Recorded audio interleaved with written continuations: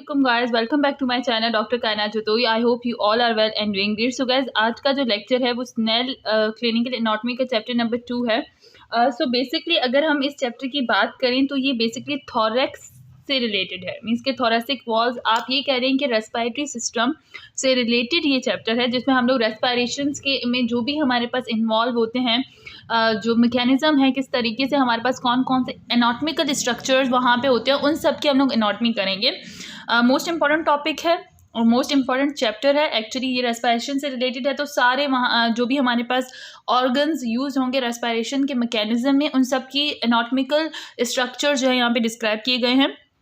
अगर मैं आपको दिखा दूं कि अगर आपको रेस्पिरेटरी मॉड्यूल कंप्लीट करना होता है, सो गाइस आप अगर इंडेक्स में जाते हैं, when you go through the index, तो आप इंडेक्स में देखते हैं कि आपके पास जो है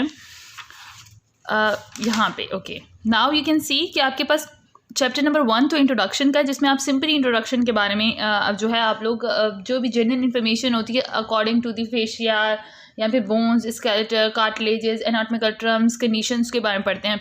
then chapter number 1, chapter number 2 and chapter number 3 जो है वो thoracic wall and thoracic cavity से रिलेटेड है. इट्स मीन्स कि ये रेस्पिरेशन से रिलेटेड है. फिर चैप्टर नंबर 4 एंड 5 एब्डोमिनल से रिलेटेड है हमारे पास. फिर 6 एंड 7 पेल्विक कैविटी से रिलेटेड है. 8 पेरिनियम से रिलेटेड है. Then upper limb, lower limb, head and neck and और फिर बैक में हमारी पूरी जो बैक में हमारे पास मसल्स वगैरह या वर्टिब्रेस वगैरह जो भी यूज़ होते हैं स्ट्रक्चर, उनकी एनाटॉमी है. सो मोस्ट प्रोबेबली ये पूरी बुक बहुत इंपॉर्टेंट है क्योंकि हर चैप्टर एक अलग एनाटॉमिकल स्ट्रक्चर्स को डिफाइन करता है. So now today I am going to talk about the thoracic wall, chapter number 2. कि इस चैप्टर नंबर 2 में जो है वो बेसिकली इन्होंने क्या कहा है और किस तरीके से एक्सप्लेनेशन दी गई है और क्या क्या जो भी चीज़ें डिस्क्राइब की गई हैं उन तमाम चीज़ों को हम लोग अच्छे से पढ़ेंगे. सो आई होप ये लेक्चर आप लोगों को समझ आ जाएगा. और अगर फिर भी कोई क्यूरी हो so you can text me at my Instagram page, और इवन आप लोग मुझे जो है कमेंट करके भी बता सकते हैं कि आपको किस टॉपिक के बारे में जो है जनरल इन्फॉर्मेशन चाहिए. अगर हम इसकी बात करें तो गैस ये हमारे पास केसेस होते हैं, ठीक है. अगर हम इंट्रोडक्शन में स्नेल की बेस्ट थिंग ये है कि हर चैप्टर को स्टार्ट करने से पहले एक आपको केस दिया जाता है. उस केस का रिक्वायरमेंट क्या होती है, उस केसेस की इंपॉर्टेंस क्या होती है, कि वो केस आपको इसलिए दिया जाता है कि आपको पता चले कि आप जो स्टफ आगे जाके पढ़ना चाह रहे हो इस चैप्टर में वो आपका कितना हेल्पफुल है, कि आप उसे प्रैक्टिकली कितना यूटिलाइज कर सकते हैं. ओके, सबसे पहले हम लोग इसी को स्टार्ट करेंगे. मैं इस चीज़ को जूम कर देती हूँ ताकि आप लोगों को पता चले कि मैं किस केस के बारे में कह रही हूँ. आप लोग इसके बाद बुक भी ओपन करके बुक से एक बार रीड कर लिया करें मेरी वीडियो देखने के बाद, ताकि आपको सारी चीज़ें ईजिली समझ आ जाएं. Okay, so let's start the thorax Part 1, the thoracic wall. 20-year-old woman was the innocent victim of a street shootout involving drugs. On examination, the patient showed sign of severe hemorrhage and was in a state of shock. Her pulse was rapid and her blood pressure was dangerously low. There was a small entrance wound about 1 centimeter across in the fourth left intercostal space, about 3 centimeter from the lateral margin of the sternum.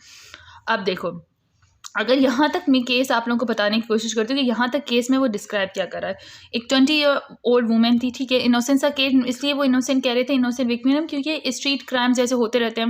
वहाँ पे street shot हुआ on the behalf of drugs का कोई case था, ठीक है. उसमें क्या हुआ कि एग्जामिनेशन पे उन्होंने देखा जो पेशेंट है, ठीक है, जब उसे हॉस्पिटल लेके गए तो मीन्स के उसके मीन्स आप समझें कि एक 20 years old टीन एजर ही कह सकते हैं कि उसे जो है वो गन शूट लगी. मीन्स के स्ट्रीट शूट आउट मीन्स के उसे जो है वो गन के थ्रू शूट किया गया. उसके नतीजे में सीवियर हेमरेज हुआ. हेमरेज का केस है. अच्छा, हेमरेज अगर आप जो हम लोग फिजियोलॉजी में मैंने आप लोगों को पढ़ाया भी था वाइटल साइकिल्स के बारे में. कुछ आप ऐसे हेमरेज के केसेस में क्या हुआ कि हेमरेज के केसेस अगर एक्सट्रीम कंडीशन में पहुंच जाएं तो डेथ हो सकती है. सीवियर हेमरेज, ब्लीडिंग सीवियर हो रही है, ठीक है, इन अ स्टेट ऑफ शॉक, जिसकी वजह से वो पेशेंट शॉक में है. उसका वाउंड जो है 1 centimetre across in fourth left intercostal spaces. किसके करीब है? फोर्थ लेफ्ट इंटरकॉस्टल स्पेसेस के करीब है. अब देखो, इंटरकॉस्टल स्पेसेस आपको कन्फ्यूज होने की ज़रूरत नहीं है, ये हम इस चैप्टर में पढ़ेंगे कि इंटरकॉस्टल स्पेसेस होती क्या है.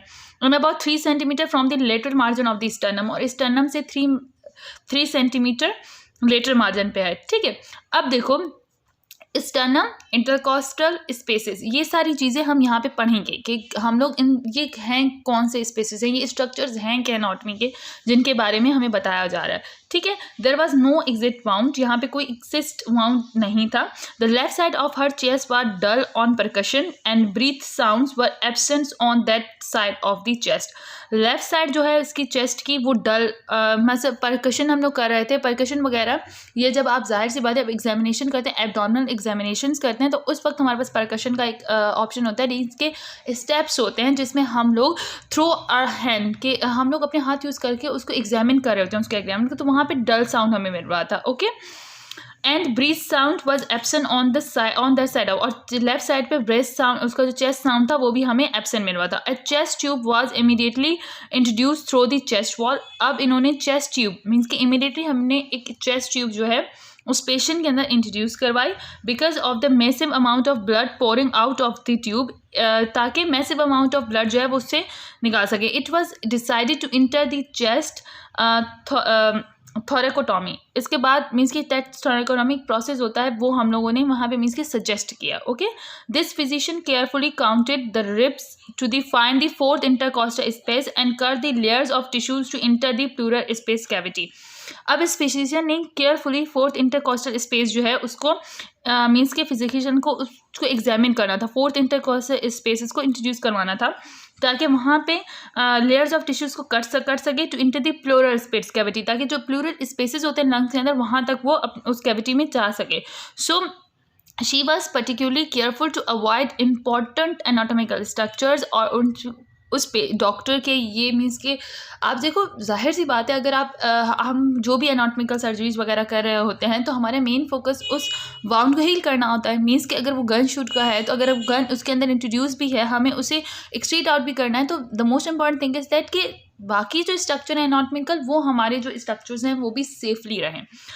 The incision was made in fourth left intercostal space along a line that extended from the lateral margin of sternum to the anterior axillary line. अच्छा, जो इंसेशन है मीन्स कि उसे कट किया गया in the fourth left intercostal spaces पे, और वहाँ पे कहाँ से एक्सटेंड किया गया, lateral margin of sternum to the anterior axillary line. The following structure were incised: skin, subcutaneous tissues, pectoral muscle, serratus anterior muscle, external intercostal muscles, anterior intercostal membrane, internal intercostal muscles, innermost intercostal muscles, endothoracic fascia, parietal pleura, the internal thoracic artery which descends just lateral to the sternum, and intercostal vessels and nerve must be avoided as the knife cuts through the layers of tissues to enter the chest.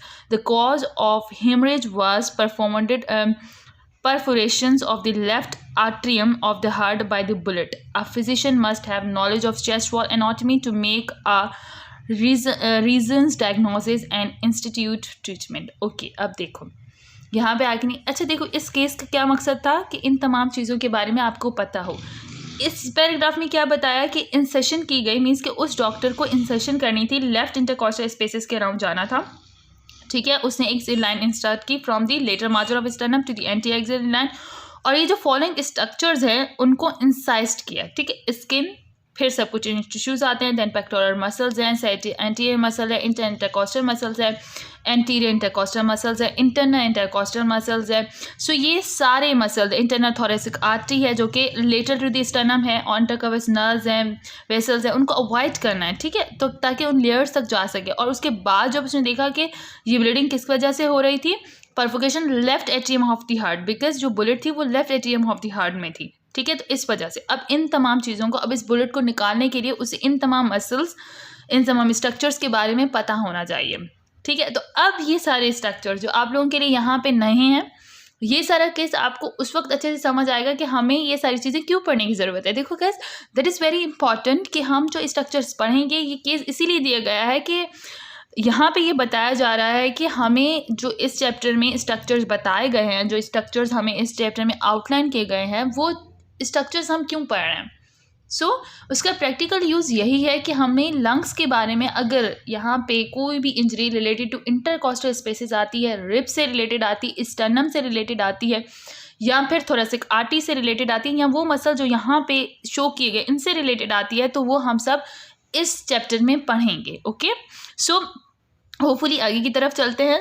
Then अब हमारे पास जो इस chapter की outline है उसमें क्या है, structures of the thoracic wall पढ़ेंगे, स्टर्नम, ठीक है, जो यहाँ पे यूज़ हुआ स्टर्नम, अभी आपको जो समझ नहीं आ रहा वो सारी चीज़ें क्लियर हो जाएंगी, तो don't worry. Ribs, costal cartilages जहाँ पे फोर्थ इंटरकॉस्टल स्पेस है, उसके बाद हमारे पास इंटरकॉस्टल स्पेसेस होते हैं, ठीक है, तो उसके बारे में है इंटरकॉस्टल स्पेसेस, इंटरकॉस्टल मसल, जो यहाँ पे मसल्स दिए गए, intercostal muscles, innermost intercostal muscles, then intercostal nerves like thoracic nerve, internal thoracic artery, उसके बाद है सुप्रा प्लूरल मेम्ब्रेन जो कवरिंग होती है लंग्स की, वो endothoracic fascia, diaphragm, internal thoracic artery, internal thoracic vein, levator costarum, serratus posterior superior muscle, serratus posterior inferior muscles, radiograph anatomy. Then हमारे पास मोस्ट इंपॉर्टेंट आती है रेडियोग्राफिक एनाटमी, जिसमें हम लोग सरफेस एनाटमी करते हैं, एंटीरियर चेस्ट वॉल का किस तरीके से हम उसे मार्क करते हैं, उसकी सरफेस एनाटमी क्या है, रिब्स है, डायफ्राम्स है, निपल है, APEC brace of the heart है, एक्सिलरी फोर्ट है, पोस्टीरियर चेस्ट वॉल है, lines of orientation, trachea, lungs, pleura, heart,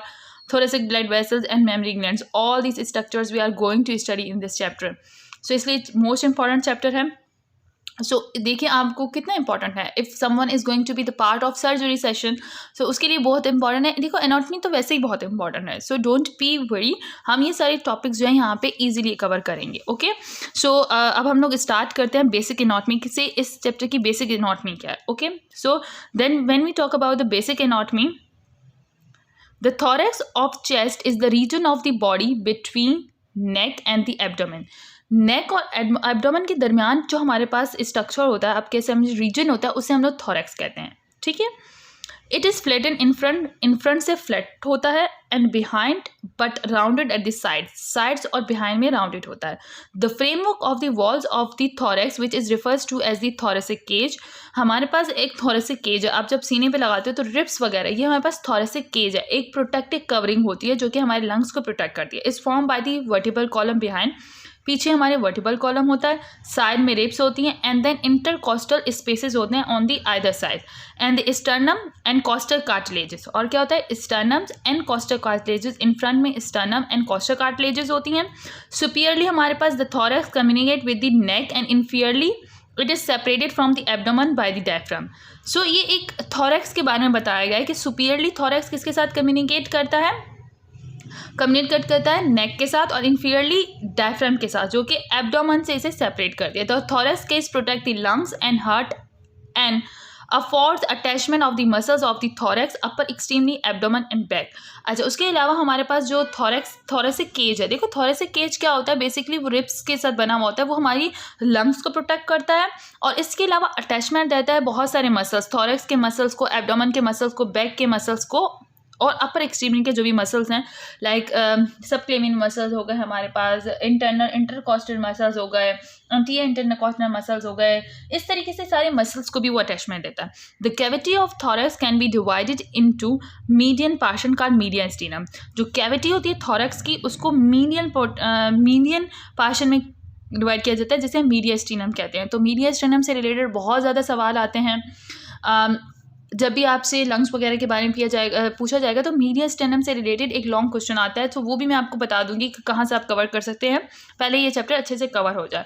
and literally place pleura and the lungs, और लिटरली क्या हमारे पास प्लूला और लंग्स होते हैं। The lungs are covered by thin membrane called the visceral pleura. अच्छा, जो लंग्स होते हैं वो हमारे पास थिन मेम्ब्रेन से कवर होते हैं, जिसे हम लोग विज़रल प्लूरा कहते हैं, which passes from each lungs edge its roots where the main air spaces and blood vessels enters. और ये कहाँ से, देखो विज़रल हमारे पास और एक पैराइटल होती है, ठीक है, to the inner surface of the chest wall where it is called the parietal pleura.